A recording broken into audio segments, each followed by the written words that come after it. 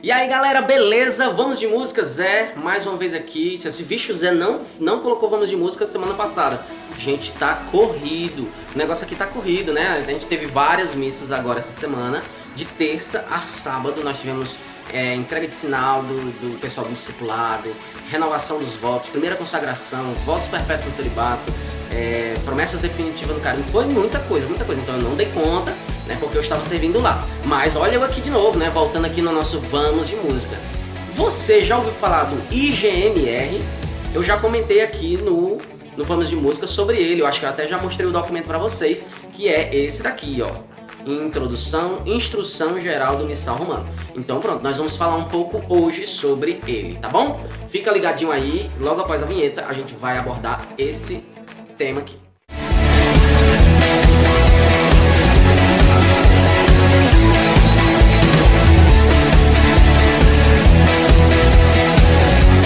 Então galera, é o seguinte, IGMR, né? O que é o IGMR? Por que ele surgiu? Por que ele é importante para nós que somos ministros de música? Vamos lá, vamos responder todas essas perguntas na medida do possível, porque o conteúdo é muito vasto e a gente só vai se deter aqui na introdução dessa instrução por enquanto. Depois a gente vai abordar mais diretamente o tema e é lógico mais específico para nós no lado artístico musical, tá bom? Então é o seguinte, a Instrução Geral do Missal Romano, ela surgiu como fruto da reforma litúrgica que veio de onde? Veio do Concílio Vaticano II. Nós já comentamos aqui em outros, principalmente naquele, você pode olhar na nossa playlist aí do Vamos de Música, tem um que fala sobre o Sacrosanto Concílio, um documento que foi gerado a partir do Concílio Vaticano II. E nele já dá as pinceladas da questão da reforma litúrgica, né? Das pinceladas não, na verdade ele fala sobre a questão da reforma litúrgica, né? O povo está mais inserido dentro da liturgia da igreja, né? E aí essa instrução geral, digamos assim que ela é o beabá da liturgia na igreja, né? Ela ensina a forma como deve ser celebrada as nossas missas, as nossas celebrações da palavra, enfim, os nossos momentos de orações comunitárias da igreja, tá certo? Então, como eu falei, ela é fruto do Concílio Vaticano II, né? E aí você vai ver que quando eu ler aqui um pouco da introdução do IGMR, ele vai citar algumas figurinhas que nós já falamos aqui no Vamos de Música, né? Vai citar alguns aí, eu vou deixar para quando a gente ler, a gente vai relembrando um pouco do que a gente viu nos episódios passados do Vamos de Música, tá certo? Então nós vamos aqui onde ele fala sobre, digamos assim, o intuito, né? O porquê foi feito, né? Então vamos lá. Aqui ele fala, o Missal Romano, que conforme o decreto do Concílio Tridentino, que é o último concílio, o último decreto que foi feito da questão do passo a passo, como deve ser celebrado as nossas missas, foi esse o decreto do Concílio Tridentino, né? Que foi em 1570, né? Que foi feito pelo São Pio V, né? Conta-se nesse decreto, entre os muitos e admiráveis frutos que aquele santo sínodo difundiu por toda a Igreja de Cristo. Na verdade, durante 4 séculos, os sacerdotes do rito latino o tiveram como norma para a celebração do sacrifício eucarístico, e os santos arautos do Evangelho o introduziram copiosamente a sua piedade para com Deus, aurindo-a tanto das leituras da Sagrada Escritura como das suas orações, cuja parte principal foi organizada por São Gregório Magno. Aí vem da questão do canto gregoriano, né? São Gregório Magno foi que, digamos assim, instaurou a questão do canto gregoriano, né? Canto gregoriano que vem de São Gregório Magno, tá certo? Então fala aqui, né? Mas desde que começou a crescer, né, a questão litúrgica e tudo mais, e a fortificar-se entre o povo cristão, o desejo de promover a sagrada liturgia, desejo que, segundo a palavra do nosso predecessor, de venerável memória, Pio XII, guarda aí não, você deve recordar que a gente já falou sobre o Pio XII aqui, ele escreveu uma carta que fala sobre a questão da música na liturgia, nós já vimos aqui, confere na nossa playlist, tá certo? A liturgia deve ser considerado como um sinal favorável da divina providência para com os homens do nosso tempo e uma passagem salutar do Espírito Santo pela sua igreja. Tornou-se evidente que as fórmulas do Missal Romano deviam ser restauradas e enriquecidas. O mesmo pontífice deu início a esta obra restaurando a Vigília Pascal, como nós temos hoje, e o ordinário da Semana Santa, que se tornou assim o primeiro passo para a adaptação do missal romano à nova mentalidade no nosso tempo. Zé, por que a gente está vendo isso? Isso daí está falando de liturgia, né? Eu já falei aqui no Vamos de Música que a música, ela está a serviço da liturgia. E se a música não, digamos assim, ela não entende o que a liturgia está querendo transmitir, que é o próprio Cristo, ela não entende também a sua própria missão, né? Isso já diz também nas cartas que a gente já viu, né? A missão do artista, né? Que tem como a liturgia como, digamos assim, o carro-chefe, né? A liturgia, tudo para enriquecer a liturgia, em favor da liturgia e para a liturgia, para o próprio Deus, né? E aí vamos seguindo aqui, né? Aí ele vai falar: recentemente, porém, o Concílio Ecumênico Vaticano II, que a gente comentou agora, promulgada a Constituição que se inicia com as palavras Sacrosanctum Concílio, que nós já vimos aqui. Olha só, a gente está totalmente inserida, embasada aqui na introdução, na instrução geral do missal romano. Lançou os fundamentos da reforma geral do missal romano. Ele estabeleceu primeiramente que os textos e ritos sejam ordenados de modo a exprimirem mais claramente as realidades sagradas que significam. A gente já viu tudo isso aqui, e volta a dizer, a música está a serviço da liturgia para a maior glória de Deus, né? E aí nós vamos pular aqui, né? Porque é muito grande, né? A seguir apresentamos em grandes traços a nova composição do missal romano, porque até então aqui era de 1570, se eu não me engano, que era 1570, que era o decreto do Concílio Tridentino. Em primeiro lugar, temos a instrução geral, que, como proema do livro, expõe as normas para a celebração do sacrifício eucarístico, tanto em relação aos ritos e funções de cada participante, como as alfaias e lugares sagrados. Aqui a gente pode entender também cada participante como nós, ministros de música também, que fazemos parte ali, né? Estamos ali no Ministério de Música, estamos a serviço da liturgia e tornamos a celebração eucarística um momento propício para um encontro com Deus, para um encontro com o próprio Cristo, né? E aí vamos seguir em frente, vamos aqui. Quanto ao ordinário da missa, as cerimônias foram simplificadas, conservando-se cuidadosamente a substância. Deixou-se também de lado tudo que foi duplicado no decurso dos tempos ou acrescentado sem verdadeira utilidade, sobretudo nos ritos da oblação do pão e do vinho, da fração e do pão e da comunhão.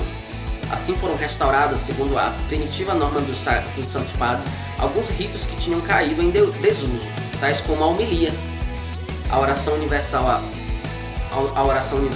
ou dos fiéis, e o rito penitencial de reconciliação com Deus e com os irmãos no início da missa, devidamente valorizado aqui nessa reforma litúrgica, certo? Continuando aqui, também segundo a prescrição do Concílio Vaticano II, que mandava ler ao povo dentro de um período determinado de anos as partes mais importantes da Sagrada Escritura. Todo o conjunto das leituras dominicais foi distribuído num período de 3 anos. Aí a gente, né, a título de informação, nós temos o ano A, o ano B e o ano C. E aí o ano litúrgico da igreja, ele vai nessa ordem, né? Ano A, ano B, ano C, quando termina o ano C, ano A, ano B, ano C. Tá certo? E aí tem toda uma distribuição durante o ano litúrgico da igreja, certo? Por fim, queremos dar força de lei a tudo que até aqui expusemos sobre o novo missal romano. Nosso predecessor São Pio V, promulgando a edição Príncipe do Missal Romano, apresentou ao povo cristão como um fator de unidade litúrgica e sinal de pureza do culto da igreja.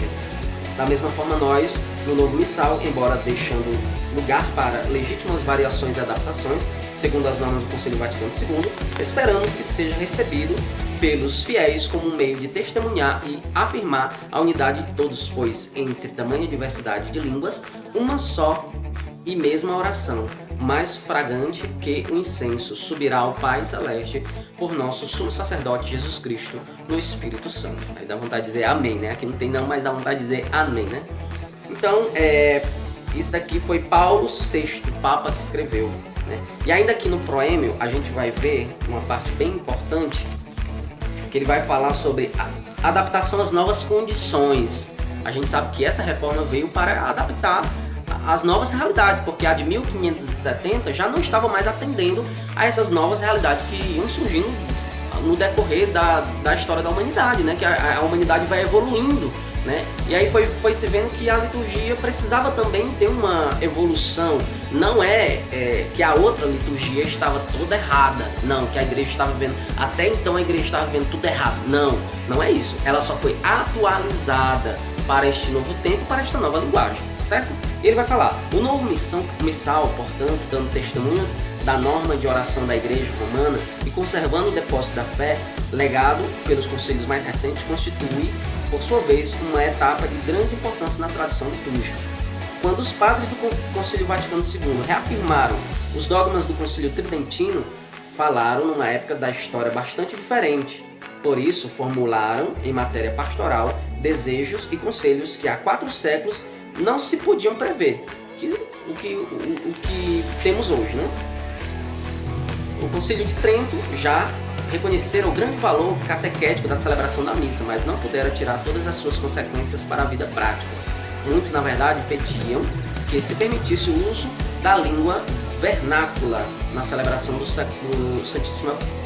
sacrifício eucarístico, né? Na língua vernácula, que se diz aqui, a língua do seu povo, né? Digamos que na França, né, celebrar em francês, nos Estados Unidos celebrar em inglês, no Brasil celebrar em português e por aí vai, né? Então não era permitido isso. Antes disso tinha que ser a missa toda rezada em latim, independente da nação em quem estava.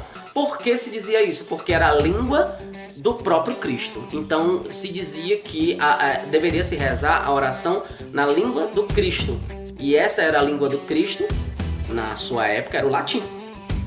Mas aí houve essa adaptação, houve essa abertura onde os padres podiam celebrar a partir de então na língua vernácula, na língua da nação onde ele se encontra, o padre, né?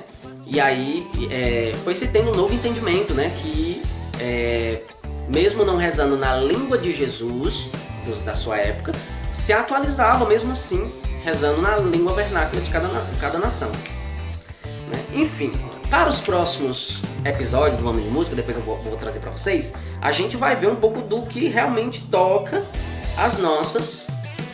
os nossos serviços como ministro de música, né? É preciso entender que tudo isso que eu li aqui, apesar de eu não ter falado em nenhum momento citado, né, alguma coisa específica para o Ministério de Música ou para o artista, tem que se entender que tudo isso aqui, o ministro de música ele está inserido, o artista ele está inserido nisso aqui, porque a arte faz parte também, né, acrescenta, né, na liturgia, no louvor a Deus, né? A arte na música, a arte no teatro, a arte na dança, ela vai também ser instrumento de exaltação ao nome de Deus, dentro de uma celebração eucarística, dentro do culto divino. Então é preciso que a gente entenda isso para que a gente possa exercer melhor a nossa função, o nosso papel dentro da liturgia. E aí nos próximos episódios, a gente vai abordar um pouco mais específico para a gente sobre a instrução geral do missal romano, tá certo? Fica ligadinho, porque é muito importante. Às vezes a gente acha muito chato, porque é um documento da igreja e não sei o que. Às vezes a gente acha meio chato, né? Mas, gente, é muito importante que a gente conheça isso. Ah, mas eu tô aqui assistindo um Vamos de Música, eu não sou músico, eu só assisto aqui e tal. Mas é muito importante que todos os cristãos batizados que façam parte da Igreja Católica conheçam os documentos da igreja e saibam o que ela vive, o que ela diz que é para fazer e o que ela diz que não é para fazer. Muito importante, né? Então fica ligadinho que nos próximos Vamos de Música nós vamos trazer mais IGMR para você, para que a gente possa crescer mais no conhecimento e cada vez mais possa servir com mais amor e fidelidade à liturgia. Então, gente, é isso. Deixa aqui o seu like, se inscreve no nosso canal, acompanha todas as nossas notificações, né? Na Alegria do Recitado, Santos Live, e aí por aí vai, tá certo? Deus abençoe, vamos de música e valeu, tchau!